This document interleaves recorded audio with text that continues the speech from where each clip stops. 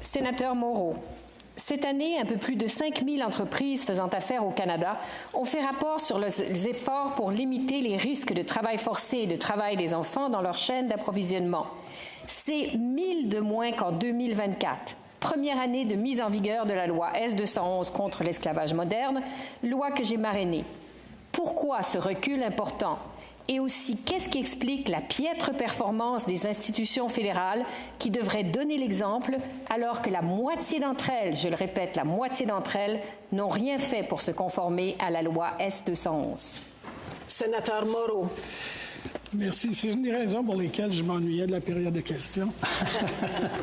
Non, il y a une information que je tiens à vous donner sur notamment le nombre d'entreprises qui font affaire et qui ont fait rapport et la différence entre 2024 et 2025. Depuis 2024, avec la mise en œuvre de la loi sur les chaînes d'approvisionnement, les compagnies et les entreprises canadiennes sont autorisées à soumettre des demandes conjointes.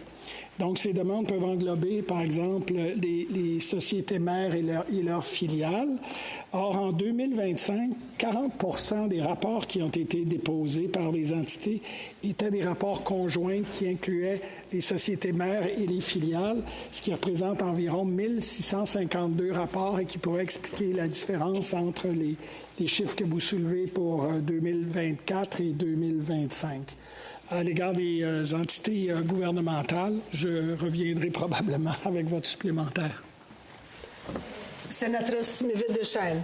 Je ne suis pas sûre qu'on est d'accord sur les chiffres, mais plus concrètement, des produits issus du travail forcé des Ouïghours en Chine entrent encore à pleine porte à la frontière canadienne, notamment des dattes rouges et des produits à base de tomates qui proviennent de la province du Xinjiang.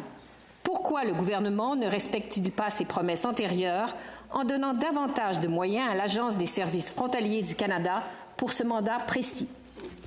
Sénateur Moreau. Je ne peux pas vous indiquer s'il y a des sommes qui sont spécifiquement dévolues à l'Agence des frontalières du Canada pour ce type d'infraction, mais je sais que les crédits accordés à l'Agence ont été substantiellement augmentés par le gouvernement. Sur les chiffres en question, je serais très heureux de les partager avec vous pour voir s'ils sont réconciliables avec les données que vous avez eues, là, soit 5 176 entreprises, alors qu'il y a 1 652 rapports qui ont été des rapports conjoints qui donc viendraient soustraire aux chiffres que vous avez donnés. Merci, sénateur Moreau.